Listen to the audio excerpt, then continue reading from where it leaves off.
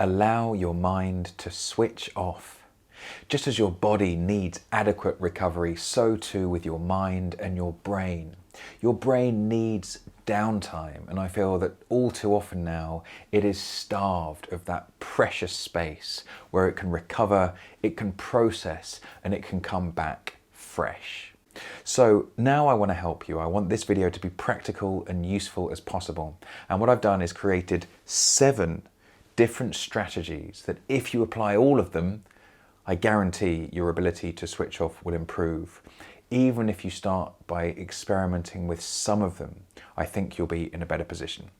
But before I introduce you to these 7 steps or 7 strategies, I want us to begin by changing the language with which we use to describe this switching off piece. Switching off, I've never really liked it as a term. It's a bit passive, isn't it? As if the solution is just to stop all cognitive activity, to stop doing anything, to become idle. And it really isn't. Switching off is really more about creating an active relationship with your attention, isn't it? It's about mastering your attention.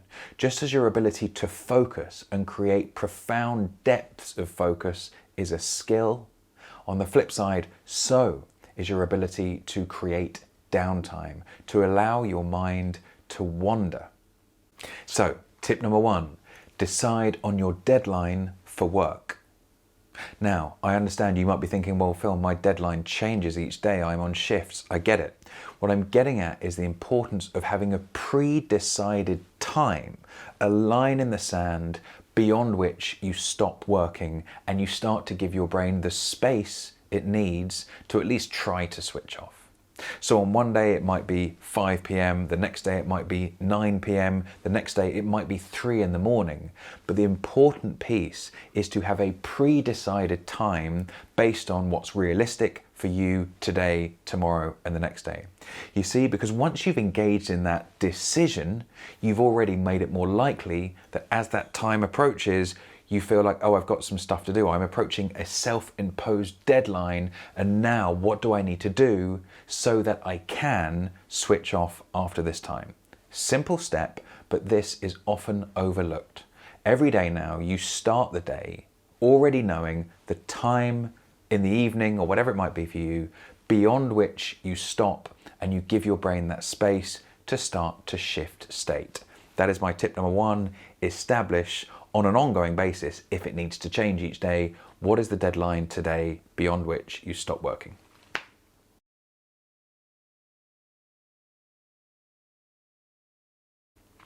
Tip number 2, to establish a closing down ritual. Now, what I'm getting at here is having a deadline is one thing. The second thing that's equally, if not more important, is to actually set up a transition from being on to being off, to being focused, to being active, to being busy, and then something that is not those things.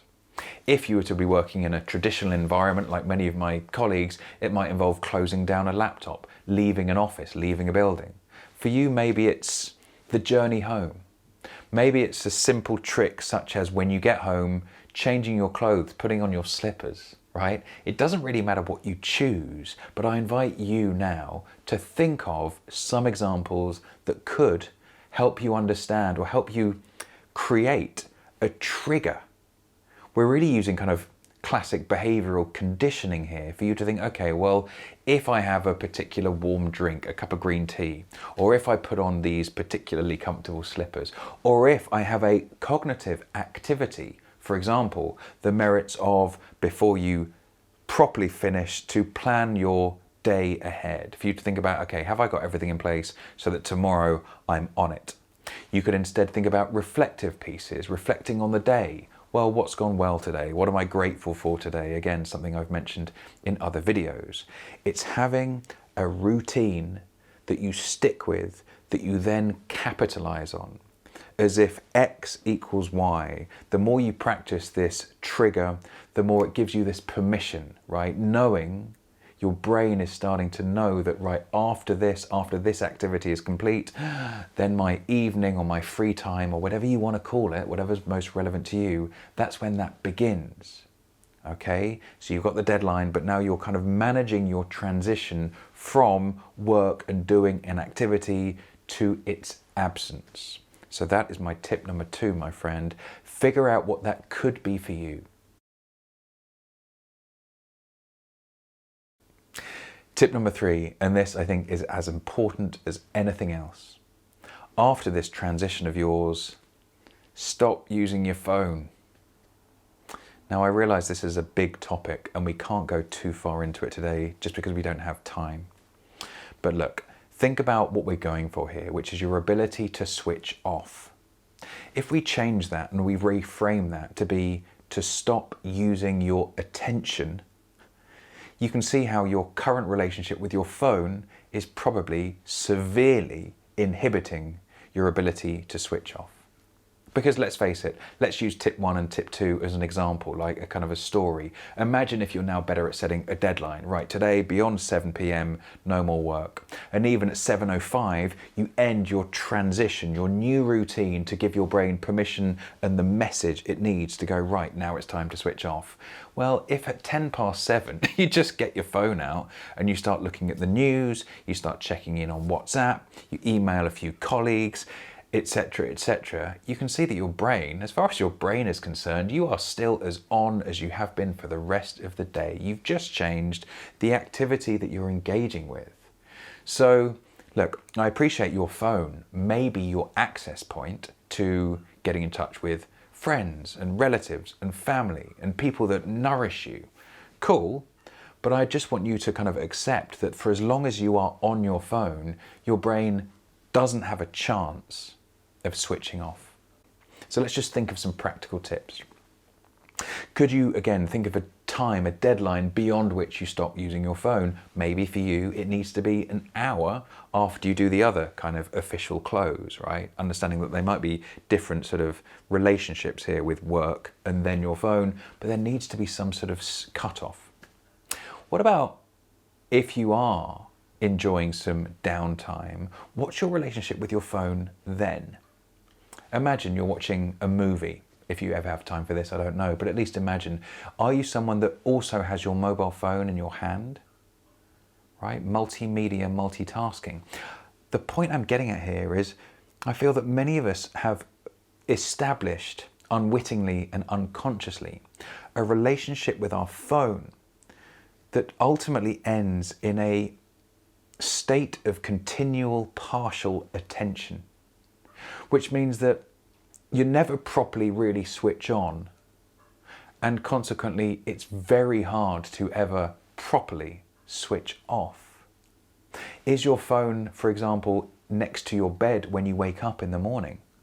What impact might that be having, almost indirectly, in your attention mastery, your focus during the day, and then also your ability to switch off in the evening or at some other time? Is your phone still in your hand, or at least in your immediate environment, in the last hour before you go back to bed? Well, if it is, think of the consequences of that. How your brain is really unsure whether it should be on or off. I mean, again, like I say, I can't emphasize this point enough. If you want your brain a bit of space to at least try to switch off, you need to create the conditions where it's at least possible. An environment which is non-distracted, let alone an environment which is continually demanding your attention with notifications, alerts, other apps, an endless information stream. I've just mentioned notifications there as well. Do you have notifications on your phone? How many of them do you think you get a day? Do you tend to get notifications in the hour or 2 hours before you want to go back to bed? And if you do, what do you think might be happening to your attention there? Now, again, it's not my job to say turn all your notifications off, but it's something you could try. Obviously, there may be channels of digital communication or other forms of communication that you need to keep open for emergencies. I get it. What about all the other stuff? Right? Again, your attention, I would say, is your not only your most valuable tool, you could argue it is the only real asset you have. How you use your attention. So my invitation here, my friend, is to try to reclaim that. Try to begin by examining your relationship with your mobile phone, your smart device, and then examining when's the first time you check it when you wake up each day? When's the last time you check it? How many times do you think you unlock it on an average day?